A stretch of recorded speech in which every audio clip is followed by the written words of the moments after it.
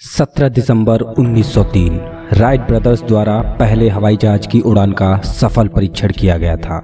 हालांकि वो एक छोटी उड़ान थी, लेकिन उस छोटी उड़ान ने मानव इतिहास की सफलता में एक नया अध्याय जोड़ दिया और कभी बैलगाड़ियों से सफ़र करने वाले इंसान आज हवाई यात्रा कर रहे हैं और आज के विमान अपनी एक उड़ान में कई हजार किलोमीटर पार कर जाते हैं। हिंदू ग्रंथ रामायण में एक पुष्पक विमान का जिक्र होता है जो एक बार में काफ़ी लंबी उड़ान भरता था। रामायण ग्रंथ के अनुसार हवाई यात्रा करना हजारों साल पहले भी संभव था, लेकिन हम इंसानों ने इस तकनीक को अभी से करीब 100 साल पहले ही जाना है। 16 जुलाई 1945 को पहले परमाणु बॉम्ब का परीक्षण किया गया था। आज के बॉम्ब इतने घातक हैं कि पल भर में एक बड़े शहर को ही नष्ट कर दें। हिंदू ग्रंथ महाभारत में ऐसे ही सब कुछ तबाह कर देने वाले घातक हथियारों का जिक्र किया गया है, जिसमें ब्रह्मास्त्र तो एक ऐसा अस्त्र था जो एक ही बार में पूरी पृथ्वी से जीवन का अंत कर सके।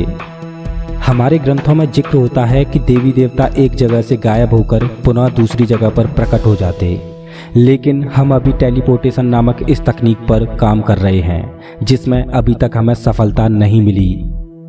1927 में टेलीविज़न का आविष्कार हुआ था।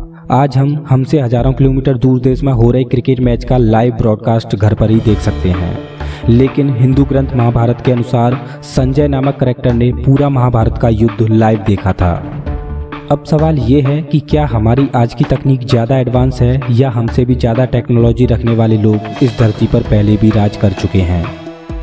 अब आप कहोगे कि ग्रंथों में जिन पौराणिक कथाओं का जिक्र किया जाता है उस टेक्नोलॉजी पर हम कैसे विश्वास करें। तो चलिए ग्रंथों से बाहर निकलकर पुरानी दुनिया के मिले अवशेषों को देखते हैं और जानते हैं कि क्या उनकी टेक्नोलॉजी हमसे आगे थी। 1879 में थॉमस एडिसन ने इलेक्ट्रिक बल्ब का आविष्कार किया था, लेकिन आपको क्या लगता है कि क्या हम अकेले हैं जो इलेक्ट्रिसिटी का उपयोग कर रहे हैं। 1936 में इराक में एक चट्टान के टुकड़े में से प्राचीन आकृति मिली और ये 2000 साल पुरानी थी। जब उस वस्तु का अध्ययन किया गया तो पाया कि वह एक बैटरी थी, जिसे बैगडैड बैटरी या पार्थियन बैटरी बोलते हैं। ये बैटरी 3 पार्ट से मिलकर बनी हुई थी, सिरेमिक पार्ट, कॉपर ट्यूब और आयरन रॉड। हम जानते हैं कि इलेक्ट्रिसिटी का हमारा इतिहास अभी ज़्यादा पुराना नहीं है, लेकिन ये पार्थियन बैटरी बताती है कि इलेक्ट्रिसिटी हमारे द्वारा ही नहीं बल्कि हजारों साल पहले भी इस्तेमाल की जा चुकी है। आप अपनी स्क्रीन पर जो तस्वीर देख रहे हो वो हजारों साल पुरानी मूर्तियां हैं जो आजकल के एस्ट्रोनॉट्स की तरह दिखती हैं, जिससे पता चलता है कि अंतरिक्ष में लोग हमारे समय में ही नहीं बल्कि हजारों साल पहले भी जाते थे।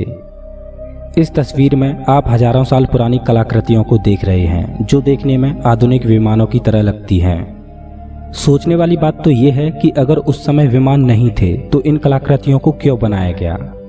आजकल मार्केट में केवल वही खिलौने मिलते हैं जो या तो किसी मूवी में उस टेक्नोलॉजी को इस्तेमाल किया गया हो या फिर वो टेक्नोलॉजी असल में हो। ये हजारों साल पुरानी कलाकृतियां साबित करती हैं कि हजारों साल पहले भी विमान उड़ा करते थे। ये है इजिप्ट के एक मंदिर में नक्काशी की हुई तस्वीर। इस नक्काशी को हजारों साल पहले किया गया था। इन आकृतियों को अगर गौर से देखें तो ये कुछ आधुनिक हेलीकॉप्टर की तरह लगती है, ये आधुनिक नाव की तरह है और ये पनडुब्बी की तरह। आज हमारे पास ऐसी टेक्नोलॉजी है कि हम बता सकते हैं कि अगला चंद्र ग्रहण कब होगा, लेकिन क्या हजारों साल पहले लोग चंद्र ग्रहण को प्रेडिक्ट कर सकते थे? हाँ। 17 मई 1902 में एंटीकाइथेरा तट पर एक डूबे जहाज का मलबा मिला और उस मलबे में मिला एक लकड़ी का बॉक्स। उस बॉक्स में मौजूद था कांसे का बना एक यंत्र और उस यंत्र को नाम दिया गया एंटीकाइथेरा मैकेनिज्म। ये 2000 साल पुराना यंत्र है। ये एक एनालॉग कंप्यूटर है। जब ये डिवाइस मिली तब हमारे पास ऐसी टेक्नोलॉजी नहीं थी कि इस डिवाइस के रहस्य को सुलझा पाएं, इसलिए इसे एथेंस के एक म्यूजियम में सजा के रख दिया गया। लेकिन आज से करीब 20 साल पहले जब हमारी तकनीक इस काबिल हुई कि इस यंत्र के रहस्य से पर्दा उठा पाएं, तब इस पर फिर से शोध शुरू हुई और शोध में लोगों के होश उड़ गए, क्योंकि ऐसी मशीन अभी से 2000 साल पहले बना पाना असंभव था। इस मशीन में 47 अलग अलग आकार के मैकेनिकल गियर्स लगे थे और सभी गियर सटीक तरीके से लगे थे। ये मशीन मून कैलेंडर को दिखाती थी और आने वाले चंद्र ग्रहण के बारे में भी बताती थी, साथ ही सूर्य ग्रहण को भी बताती थी, वो भी सही समय और डेट के साथ। क्या आपको ये बात हजम होती है कि आज से 2000 साल पहले इस तरह का भी कोई एनालॉग कंप्यूटर मौजूद था? खैर, अगर कंप्यूटर की बात हुई है तो लैपटॉप कहाँ पीछे रहेगा। अभी आप अपनी स्क्रीन पर एक ऐतिहासिक मूर्ति को देख रहे हो जो कि कैलिफोर्निया के एक म्यूजियम में रखी है। इस मूर्ति में एक महिला एक कुर्सी पर बैठी है और उसके सामने एक लड़की एक खुला हुआ बक्सा जैसा लेके खड़ी है। लेकिन अगर इस मूर्ति को गौर से देखें तो ऐसा लग रहा है कि खुद महिला ने ही इस बक्से जैसी चीज को खोला है और वो इसके ऊपरी भाग की तरफ देख रही है।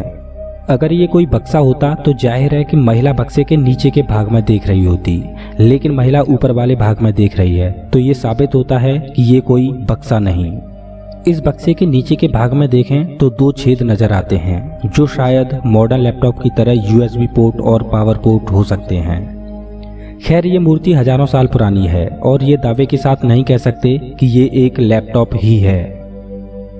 चलिए अब आपको एक रहस्यमयी किताब के बारे में बताते हैं। साल 1912 में एक बुक डीलर वल्फ्रेड वॉयनिच को एक रहस्यमयी किताब मिली। इस किताब पर कोई भी टाइटल नहीं था और ना ही इस किताब के लेखक का नाम लिखा था। ये किताब किसी अनजानी भाषा में लिखी गई थी, जैसे कोई कोड हो जिसमें अजीब अजीब किस्म के चित्र बने थे। वॉयनिच ने अपना पूरा जीवन इस किताब के रहस्य को समझने में बिता दिया कि इस किताब को किसने और क्यों लिखा था, लेकिन अपने जीवन के अंत तक वो इस किताब की गुत्थी को नहीं सुलझा पाए और ना ही वो इस किताब के कोड्स को डिकोड कर पाए। बाद में इस किताब का नाम रखा गया द वॉयनिच मैन्यूस्क्रिप्ट। इस किताब में क्या लिखा है इसको आज तक डिकोड नहीं किया जा सका है। जब इस किताब का वैज्ञानिक परीक्षण किया गया तो पाया कि इसमें जो आकृतियां मौजूद हैं उन्हें प्राचीन समय के महंगे रंगों से बनाया गया है और इस किताब में लगे चमड़े के पेज भी उस समय में काफ़ी महंगे थे। मतलब जिसने भी इस किताब को बनाया था उसने इसे बनाने में काफ़ी मेहनत और खर्चा किया था और कोई भी व्यक्ति फालतू की किताब बनाने में इतना खर्चा और अपना समय बर्बाद नहीं करेगा। मतलब कुछ तो ऐसी जानकारियाँ होंगी जो इस किताब में छिपी हैं, लेकिन अफसोस कि ये किताब एक ऐसी भाषा में लिखी है जिसको अभी तक डिकोड ही नहीं किया जा सका है। इस किताब में पेड़ पौधों और न्यूड औरतों के चित्र बने हैं और कई एस्ट्रोलॉजिकल सिंबल्स भी बने हैं। कुछ चित्र तो ऐसी आकृतियों के हैं जैसी आकृतियां आज हम माइक्रोस्कोप से देख पाते हैं, लेकिन ऐसा कैसे संभव है क्योंकि टेलीस्कोप और माइक्रोस्कोप का आविष्कार तो इस किताब के लिखे जाने के सैकड़ों साल बाद हुआ था। दरअसल इस किताब में छिपे रहस्य एक खुफिया कोड के रूप में अंकित हैं। इस किताब में 260 से ज़्यादा पन्ने हैं, लेकिन मज़े की बात तो ये है कि इसके किसी भी पन्ने पर कोई भी करेक्शन नहीं किया गया। आज तक इस किताब को बहुत से लोगों ने डिकोड करने की कोशिश की है, लेकिन कोई भी इसके रहस्यों को नहीं सुलझा पाया है और ये किताब अभी भी एक रहस्य है। हालांकि इस किताब में मौजूद आकृतियाँ उस समय में एडवांस टेक्नोलॉजी के होने की ओर इशारा करती हैं। अगर हम प्राचीन टेक्नोलॉजी का जिक्र करें और मिस्र के पिरामिड्स का जिक्र ना हो तो ऐसा हो ही नहीं सकता। बहुत से लोग केवल यही मानते हैं कि मिस्र के पिरामिड्स केवल मम्मी को संरक्षित करने के लिए कब्रगाह हैं, लेकिन पिरामिड्स की शोध द्वारा सामने आई एक थ्योरी के अनुसार पिरामिड्स को कब्र के रूप में नहीं बल्कि एक पावर प्लांट के रूप में बनाया गया था। मिस्र के पिरामिड्स एडवांस टेक्नोलॉजी पर आधारित पावर प्लांट थे। अभी तक हम वायरलेस इलेक्ट्रिसिटी का उपयोग करना नहीं जानते, लेकिन प्राचीन मिस्रवासी वायरलेस इलेक्ट्रिसिटी को उपयोग करते थे। पिरामिड्स इलेक्ट्रिसिटी को जनरेट करते और पिरामिड्स के टॉप पर लगा सोने का कैपस्टोन इलेक्ट्रिसिटी को वायरलेस तरीके से आयनोस्फीयर में ट्रांसमिट करता। अभी आप अपनी स्क्रीन पर जो तस्वीर देख रहे हो ये प्राचीन मिस्र की एक तस्वीर है, जिसमें ऐसा लग रहा है कि एक बहुत बड़ा लाइट बल्ब एक वायर के द्वारा एक रिसीवर से कनेक्टेड है।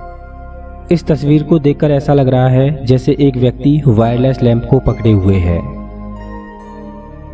प्राचीन टेक्नोलॉजी हमसे एडवांस थी या नहीं ये तो हम अभी नहीं जानते, लेकिन अगर मैं अभी की बात करूं तो आज हम तकनीकी क्षेत्र में काफ़ी विकसित हैं। आज हम अपनी तकनीक का राज टाइम कैप्सूल में बंद करके ज़मीन के अंदर सुरक्षित जगहों पर गाड़ रहे हैं। ये टाइम कैप्सूल इतने मजबूत हैं कि ये न्यूक्लियर विस्फोट को भी सहन कर सकते हैं। अब आप सोच रहे होंगे कि भविष्य में हमें इन टाइम कैप्सूल का क्या फ़ायदा मिलेगा, तो चलिए एक छोटी सी कल्पना करते हैं। वैसे भगवान ना करे कि ऐसा कभी हो, लेकिन बाई चांस हमने वर्ल्ड वॉर 3 लड़ा तो आज के घातक हथियारों को देखते हुए इतना तो तय है कि पृथ्वी पर बहुत कुछ नष्ट हो जाएगा, या फिर अगर कोई उल्का पृथ्वी से टकराता है तो वो पृथ्वी पर सब कुछ खत्म कर देगा। मान के चलें कि पृथ्वी पर सब कुछ खत्म होने के बावजूद भी किसी टापू पर इंसान बचे रह जाएं और हजारों साल बाद वो पृथ्वी पर फिर से फैल जाएं, तो वो लोग अपनी टेक्नोलॉजी को फिर से नए सिरे से शुरू करेंगे। अब मान के चलो कि उनमें से किसी को हमारे द्वारा दफन कोई टाइम कैप्सूल मिल जाए और वो हमारी भाषा को समझ पाएं, तो उनको अपनी टेक्नोलॉजी को बूस्ट करने का एक मौका मिल जाएगा और बहुत ही कम समय में वो तकनीकी तौर पर इतने विकसित हो जाएंगे जितने आज हम हैं। ये है टाइम कैप्सूल का फ़ायदा। अब सवाल ये है कि जिस प्रकार हम टाइम कैप्सूल बना रहे हैं, तो क्या प्राचीन लोगों ने भी अपनी टेक्नोलॉजी का राज टाइम कैप्सूल में बंद करके हमारे लिए छोड़ा होगा? अगर उन्होंने टाइम कैप्सूल बनाए हैं तो वो कहाँ हैं? समुद्र में, पृथ्वी की गहराई में, या फिर भारी भरकम स्ट्रक्चर यानी पिरामिड्स के अंदर? खैर, हमें अभी तक ऐसा कोई भी टाइम कैप्सूल नहीं मिला जो एंशिएंट टेक्नोलॉजी को उजागर कर पाए। मैं आपसे एक सवाल पूछता हूं और मैं चाहूँगा कि इसका जवाब आप कमेंट बॉक्स में ज़रूर दें। क्या इस धरती पर एडवांस टेक्नोलॉजी को उपयोग करने वाले लोग पहले भी राज कर चुके हैं? और हमारे धर्म ग्रंथों में जिस टेक्नोलॉजी का जिक्र किया जाता है, क्या वो धरती के बीते हुए कल का एक वास्तविक सच है?